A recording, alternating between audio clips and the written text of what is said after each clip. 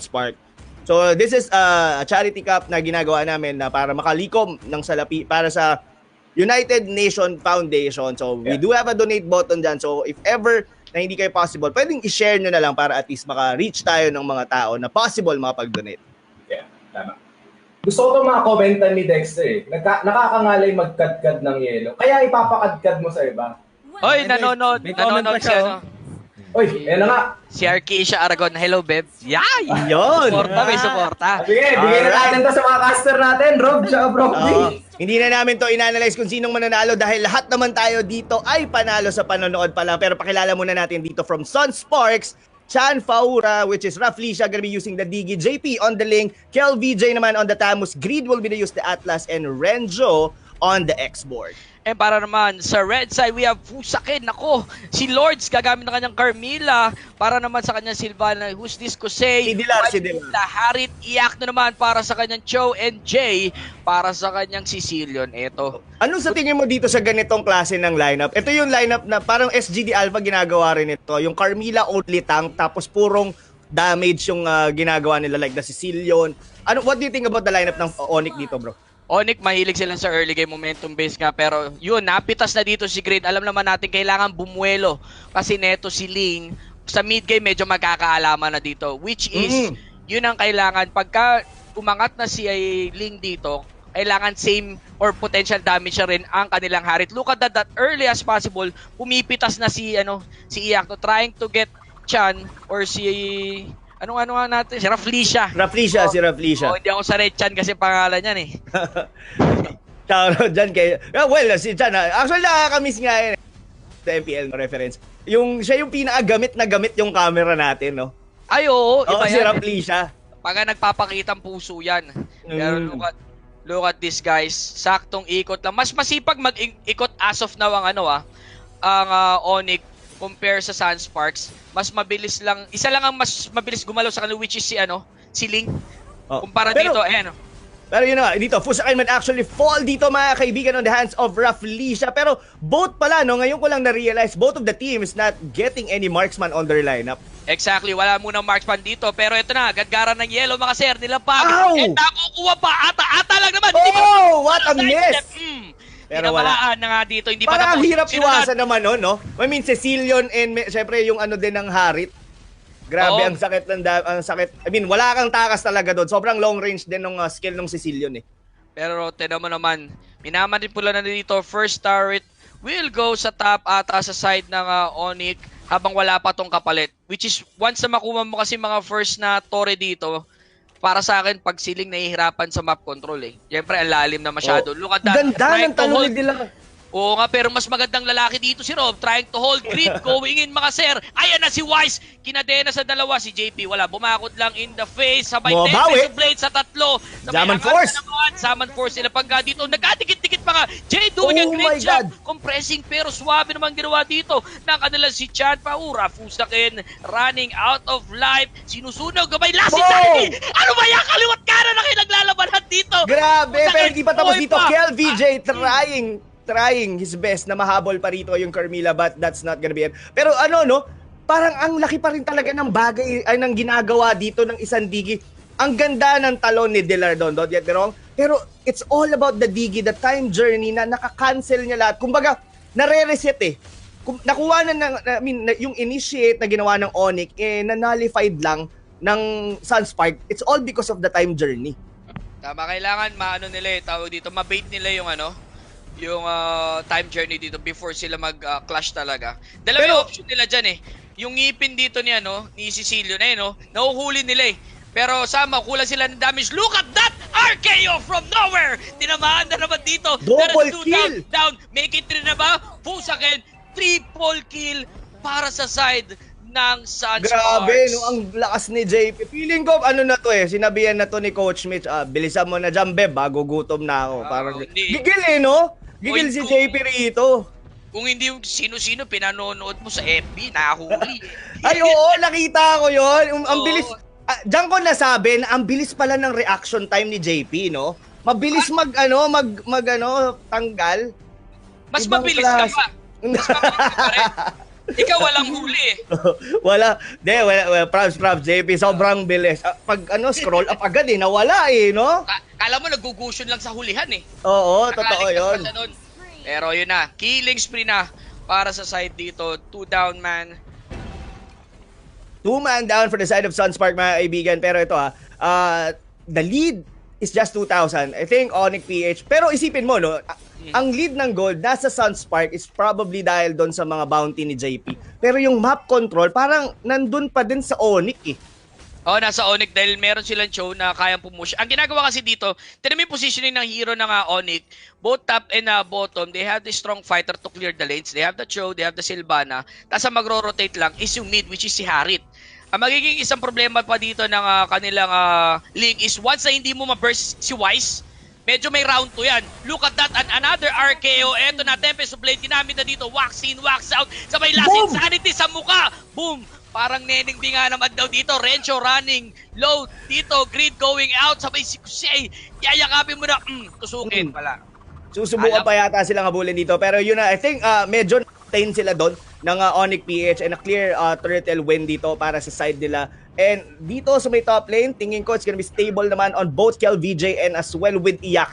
So, sa ngayon, halos nag-i-even out sila doon. What actually happened no bro? Ang ganda nung talon, even with JP as well, pero kinulang pa rin sa damage.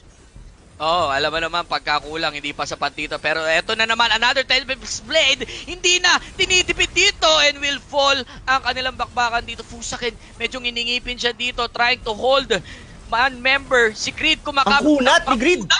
Diyos ko, parang grabe. yung sa inuman na hindi naglalabas ng pera. And another RKO, pero walang follow-up damage dito. Takbuhan na to, JP, kinangat nga dito si Wise Ed. Ayan na sinasabi natin, round 2. Round 2 na nga dito. Pusakin with the J from the backlines. From the backlines, ladies and gentlemen, magpapop yung immortality dito na isang Carmilla, pero looks like JP might actually bring him down. Fusakin will fall sa kamay dito ni JP. Etong nakakatakot pala, no, bro? I mean, yung Ling dito, sobrang sakit ng damage niya. Who do you is walang pwedeng magtangke sa kanya rito. When Twilight Armor dito would only be going for Fusakin, pero the rest of the team dito is sobrang squishy para sa kay JP. Ang pinaka pinaka pressure dito is na Carmilla. Kailangan niya ma-cover lahat eh. Yung stun niya, yung Lotus kailangan niya may pasok talaga. Yung problema diyan, si Grid kasi ang ganda ng mga timing niya eh. Yung perfect match niya tsaka yung link na RKO. Sumasabol eh, 2-3 miyembro eh. Talagang tumatama eh. I mean, siya yung medyo nagpapatagal doon talaga sa laban. Pero to looks like Onyx PH dito may actually have to defend this tier 2 turret onto the top lane. Unti-unti sila rito. Nabaliktad ngayon yung map control. It's towards ngayon. Sunspark dito nakakalamang. Kel VJ may tumalon but the Zaman Force will actually bring him down. Makunat with the Inferno as well. Pero walang makunat sa tatlo. Jay will bring him down, ladies and gentlemen. Pero ito I don't think na magre-responde doon. And a good cut din as well na magagaling kay Iyak. No? Pinipigilan na nila yung possible loss nila doon from the recent clash. Look at that, JP being aggressive dito. Tamang bagsak lang dito pero walang follow-up. Coming from Kusey, lock in kay Wise ang kanilang reverse time dito from the backlines. Look at that, medyo napakagandang flame. Reset to. They need to reset, recompose. Na si Grid! Yan ang sinasabi natin and Max, inagmintes ang kanyang RKO and pasok dito. Pasok na nga dito daw nasipa kasama si Grid, ladies and gentlemen. 3-man down. Sparks. Renjo rito, wala na siyang Firaga or he will go down. I don't think na makakabalik pa doon si Kel VJ. What a turnout of event dito from Onyx PH. Ang ganda nung ginawa ni Iyak no doon, bro. Talagang kinuha niya dito si Raflisha. Kumbaga, ito kasi yung nanggugulo lang talaga sa kanila. The whole na clash dito ng Onyx is pag nawala si Raflisha, parang unti-unting nagka-crumble ang Sunsparks. Exactly. Alam mo, isa rin sa nakita mo nung result doon nagbintis si Grid nung sa Atlas na RKO niya. Tumulas kay Wise, which is doon na nakita ng Onyx time to strike na. Wala na silang pang-hold kay kay Wise eh. Tapos na zone out pa ni Wise as well. Ang layo ng inikot ni Raflisha ni Diggy, kaya yung time journey niya, wala nga ata siya na time journey that time eh. Banda doon sa bag area. Tingin mo ba tama yung naging desisyon doon ni Grid na mag-move forward given na nawala yung Tamos? I don't think na medyo naging ano siya doon, no, complacent. Naging sobrang risky nung ginawa niya doon sa Turtle side. Tapos given na wala rin yung Tamos nila and out of position din as well yung ano nila, yung si Rafflesia, which is technically doon siya napitas dito ni Iyakdu. The idea is, English. The idea is good, pero yung initiation niya kasi, sakto nasa ano turtle pit sila eh. So may possibility na makompress niya that time. Kaso yun nga sinasabi natin, yung one take na yun, maaring magbintes, maaring hindi, which is a double edge sword. Double edge, so either way. Pero syempre the safest siguro doon is hindi initiate ni Grid kasi nga wala. Well, given siguro baka kung nandun yung Tamos, baka medyo nag-iba yung storya, pero kasi 'di ba napitas si Kel VJ doon and we'll never know, pero that's a clear win para sa side ng Onyx PH. Well played.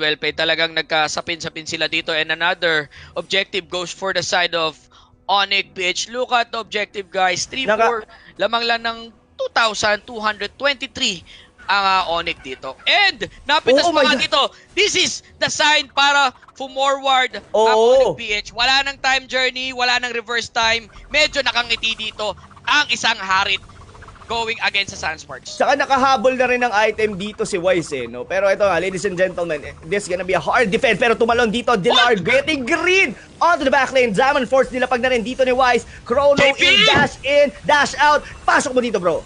Pasok na naman dito, pero look at that, Iyakdu one-on-one with the Great One, habang si Wise PC lang dito sa Torre, taking that one damage. The damage still coming from the side of Onyx. 11-15 plus nakakuha na naman sila ng other Torre. Kakukuha na naman sila ng isa pa, hindi pa naman sa bakbakan dito. Medyo pulado, Towns out na muna sa bakbakan. Red Show sa kanyang last insanity. Fusaken still alive. Ang masamang damo talaga. Ang tagal mabuhay niya, ang tagal mamatay niya. Ang tagal talagang mamatay, and that's a clear 2 tier 3 turret ang nawala dito on the specific sa Sunspark. Nawala, isipin mo yun, no? Ang laking bagay dito pagka nawala yung Digi. So siguro that's the thing na mindset dito ng ano. Though hindi natin kailangan i-ban, kailangan lang natin patayin agad. Pero to mukhang hindi yata magiging successful ang pagnakaw or ang pag-deny dito ng buff ni JP. Medyo, ang lalim kasi ni JP. Well, kailangan niya ng buff. Alam naman natin, Ling is a buff-dependent hero. Ang problema, prepared na eh. Alam na ng Onyx na possible siya na mag-invade sa buff kasi kakakuha lang ng Harit ng buff nila dun eh. Look at that, getting the level 1 Lord, and I think this is a clear Lord para sa side ng Onyx. Hindi kayang i-contest, hindi talaga kayang i-contest. So it's gonna be a hard bat. I think this is Lord number 1 pa lang naman. Pero isipin mo, no?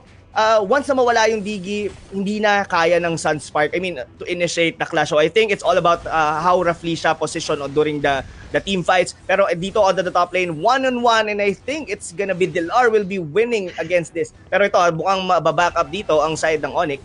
Trying to sustain, look at that, 1-on-1, trying to buy some time. It's only a bit. Eto na, buong barangay ng Onyx. Kusay, ang kanilang Sylvana. There you go. Sobrang tagal. Mga 2 buwan sila nagka-clash dun Hindi ko makuha yung pinaka-ano ni Kel VJ doon. Why is actually staying. Given na alam niya na pwede nang bumakap doon yung mga kakampi niya. Kakampi ng Onyx PH. Pero ito na, ladies and gentlemen, this gonna be a clear siege na mangyayari dito. Manggagaling dito from Onyx PH. Wala dito si Kel VJ. Pero onto the back, ang sakit na rin. Even the Sicilian damage. Halos mawala na agad yung Tiraga. Last insanity coming from Renzio. Wala halos damage. Pero the only target nila dito is gonna be the Lord. Si Grid medyo pinofocus fire dito with the wave, the Dragon, Tempest of Play to clear this one out. Pero grabe aggressiveness ng Onyx. JP medyo pulado dito, and there you go. This game goes for the side of Onyx. Oh my